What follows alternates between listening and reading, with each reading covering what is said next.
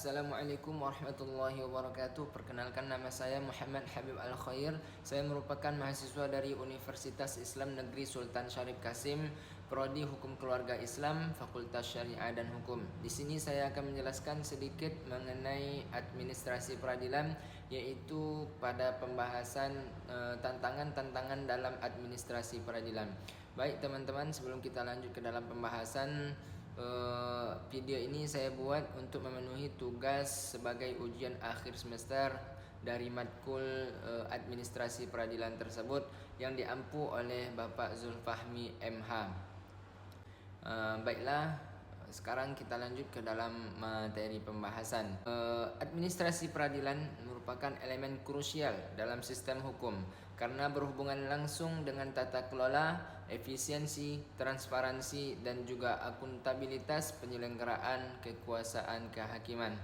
Nah, meskipun lembaga peradilan memiliki peran yang sangat penting dalam menegakkan suatu hukum dan keadilan, dalam praktiknya pasti juga terdapat berbagai tantangan yang memengaruhi kinerja dan juga kredibilitas lembaga tersebut. Sebelum kita masuk ke dalam poin tantangan-tantangan dalam administrasi peradilan tersebut, terlebih dahulu kita mengetahui apa sih administrasi peradilan itu. Nah, administrasi peradilan itu adalah segala bentuk kegiatan administratif yang mendukung proses peradilan, yang mana mencakup ke dalam beberapa poin. Yang pertama yaitu manajemen perkara atau cash management. Yang kedua, administrasi keuangan peradilan. Yang ketiga, pengelolaan sumber daya manusia di lingkungan peradilan. Yang keempat, teknologi informasi peradilan. Yang kelima, pelayanan publik di pengadilan. Nah, itulah tadi sedikit pengertian mengenai administrasi peradilan dan juga beberapa unsur-unsur yang terdapat di dalam administrasi peradilan tersebut. Nah, itulah tadi sedikit pengertian mengenai administrasi peradilan dan juga beberapa unsur-unsur yang tercantum di dalam administrasi peradilan. Sekarang kita lanjut ke poin tantangan-tantangan yang terdapat dalam administrasi peradilan tersebut.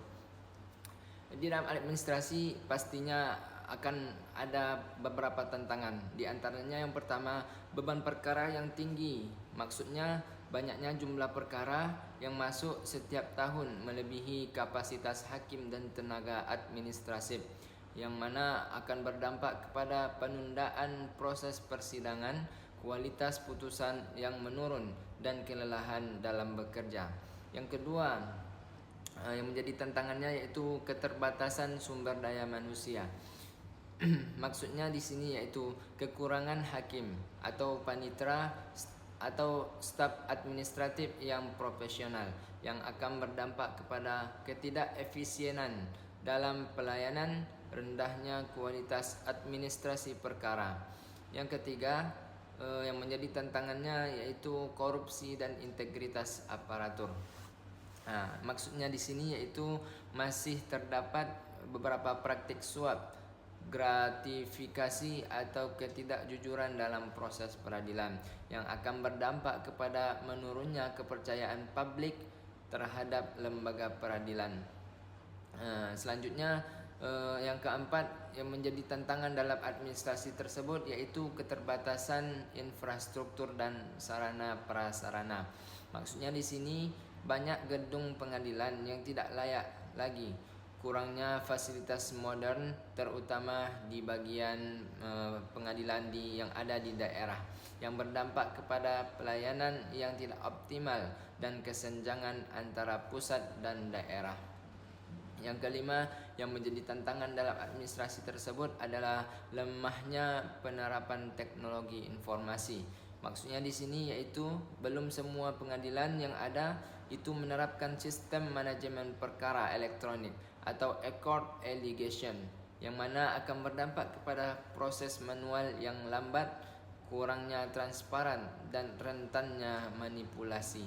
Yang keenam yang menjadi tantangan dalam proses administrasi peradilan yaitu kurangnya transparansi dan akuntabilitas. Maksudnya di sini sulitnya akses terhadap informasi perkara dan putusan yang akan berdampak kepada publik sulit mengawasi jalannya proses peradilan tersebut. Nah, yang ketujuh yang menjadi tantangan dalam administrasi peradilan yaitu intervensi eksternal. Maksudnya yaitu tekanan dari kekuasaan eksekutif, legislatif atau pihak-pihak yang berkepentingan yang berdampak kepada independensi hakim akan terganggu. Yang kedelapan yang menjadi tantangan dalam administrasi peradilan yaitu tidak meratanya standar pelayanan. Maksudnya yaitu perbedaan prosedur, kualitas pelayanan dan akses di berbagai pengadilan yang akan berdampak kepada ketimpangan keadilan dan diskriminasi layanan. Nah, jadi itulah tadi beberapa tantangan-tantangan yang menjadi hambatan dalam proses administrasi peradilan. Nah, sekarang kita lanjut kepada pembahasan mengenai cara untuk mengatasi beberapa tantangan-tantangan yang terjadi dalam peradilan administrasi peradilan tersebut. Adapun upaya untuk mengatasi tantangan administrasi peradilan tersebut yaitu bisa dengan cara yang pertama, reformasi birokrasi peradilan, yang mana ini bisa dilakukan dengan penerapan prinsip transparansi, akuntabilitas dan efisiensi dalam setiap lini administrasi. Yang kedua, bisa dengan cara penguatan sumber daya manusia peradilan.